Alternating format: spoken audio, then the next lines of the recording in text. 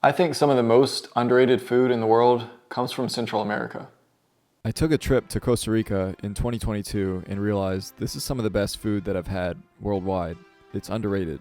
There's lots of different types of food, and of course, each country has its own twist on things, but a commonality among most is that many of their dishes are based on two simple ingredients, rice and beans. These are really eaten everywhere, but I think what they do in Central America is to be noted.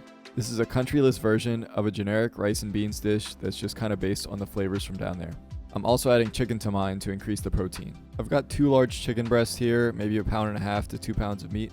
I'm going to fill up a sous vide container and add them right in out of the freezer. You could definitely boil or poach these and get pretty much the same result, but this is a little more foolproof. I would just leave them in slightly simmering water until they reach your desired temperature and tenderness. I think you do lose some flavor and nutrients that way, the same way that you would if you boiled vegetables.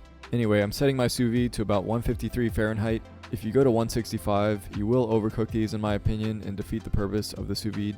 The sous vide can hold it at that 153 degree temperature for an extended time to kill the bacteria while keeping this a little more tender. I left mine in there for like 2 hours until I was ready to use them.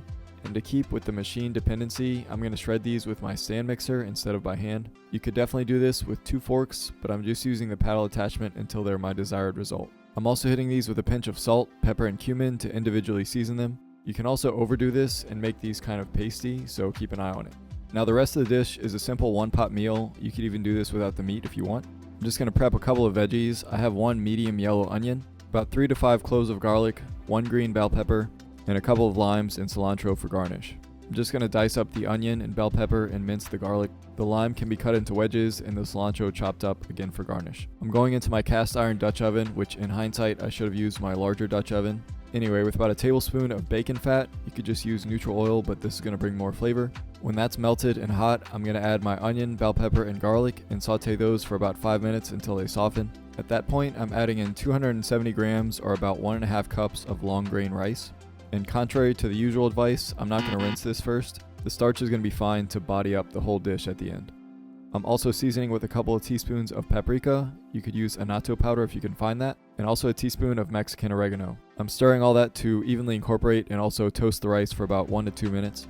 Then I can deglaze with my 2.5 cups of liquid. You could just use water, but for more flavor, I'm going to add a beefed up, or rather chickened up liquid. That's going to be 2.25 cups of water, which I'm going to add about a tablespoon of this caldo de pollo powder. It's kind of like a chicken bouillon powder. It's used in a lot of Latin American cooking.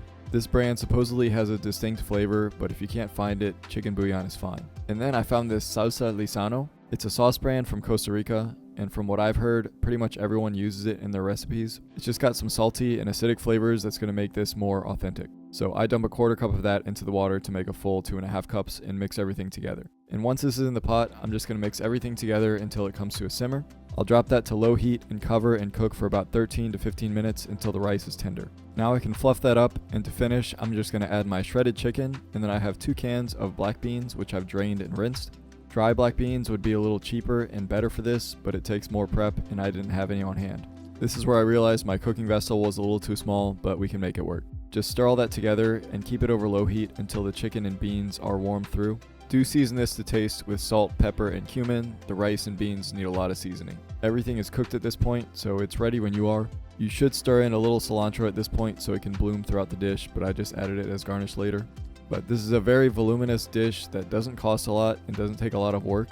I mean, it is chicken, beans, and rice, which doesn't always sound the most appetizing, but I promise this is one of the best ways to have it. Could also fry some plantains to go with this. That would be the perfect accompaniment. But this made 6 huge portions for me, which you could easily turn it into more with a little less of a serving. Just for reference, for 8 servings, this would cost about $1.25 per serving, which is amazing in 2025. I plated mine up with the lime and cilantro garnish, and I also had some eggs that I fried sunny side up. This is the perfect simple breakfast, lunch, or dinner, whatever you want. Let's get to the taste test.